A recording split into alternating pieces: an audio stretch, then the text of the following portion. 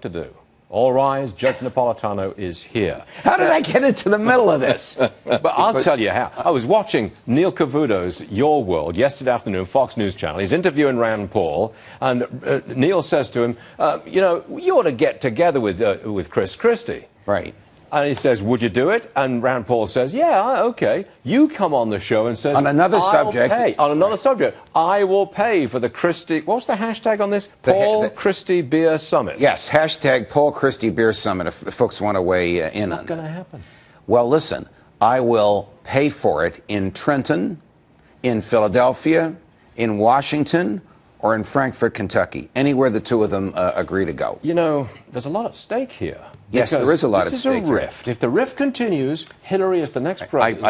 I pointed this out in the conversation with Neil yesterday, and I think this will appeal to you. We have had these rifts in the Republican Party before, and periodically it's a search for the soul of the party. The classic rift in your lifetime and mine, though we were children at the time, you were in London studying with the socialists, I was trying to get into Princeton, was Nelson Rockefeller against Barry Goldwater. Rockefeller won. Republicans had Goldwater won. Republicans had a colossal defeat. You could argue that by virtue of that defeat, the conservative movement was born and Ronald Reagan came along. Wait, Judge, I've got to interrupt you. That we haven't got time. But wait a minute. It was 16 years from 64 to 80. No, but hear me out. Reagan reached across the aisle. As Rand Paul's attempting to do with Chris Christie. I'm not saying who's going to be on the top of the ticket, who's going to be on the bottom. The Republican National Convention will decide that. Reagan's running mate was George H.W. Bush, his ideological opponent during the primaries. That is what Rand Paul is trying to do now. He's not saying, I'm going to run for president, you're going to be my Veep. He's saying, we can disagree but not be disagreeable and agree at the outset. Whichever of us wins will have the support of the other. What's wrong with that? You agree with that. America cannot afford, this is an opinion, okay, flat out opinion, America cannot afford to lose the next presidential election and have a Democrat win another 4 years in the White House. Well, you can't afford that. Rand Paul said he would support and campaign for Chris Christie if he wins. That's the attitude that is needed. We can have these ideas. The bad guy. Chris Christie says, I'm not going to get together in the summer. He's the bad guy. Look, Chris Christie is running for re-election. He's got other things on his mind. But I wish he would accept my offer, my generosity. I'll even make homemade pizza if it's in New Jersey.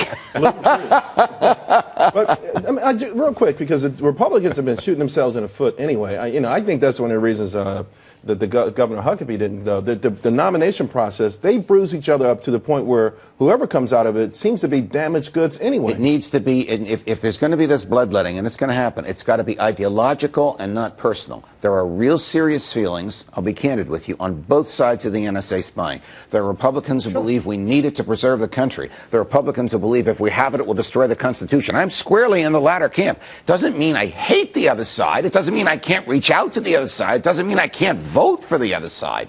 But you have to have that attitude. And look, you agree with what I just said. What I want is to focus on growth. Grow the economy with tax reform. And if that was the central issue, you win. But it's not the central issue. We're getting messed up with the spying and what have you. Freedom to grow the economy. No, it's not. And freedom connotes things that you don't want to talk about, like government spying. I want a tax cut. I don't want to be paying over half my income in federal and state income because you want the freedom to dispose of your wealth as you choose. I want to unleash the United States of America. Have you ever seen someone from Great Britain afraid of the word freedom? Philip, what's wrong with him today? That's what happens when you grow up in the socialist system. But you know what? Judge, it seems like the Republicans need a godfather, a referee. In other words, these disputes, you say they can't get overheated, but they always get overheated. Who's the godfather? Who can step in there as the elder statesman to make sure that these debates don't overheat? Good one, Charles. Can I tell you who that is? His last name is spelled A-I-L-E-S. Okay.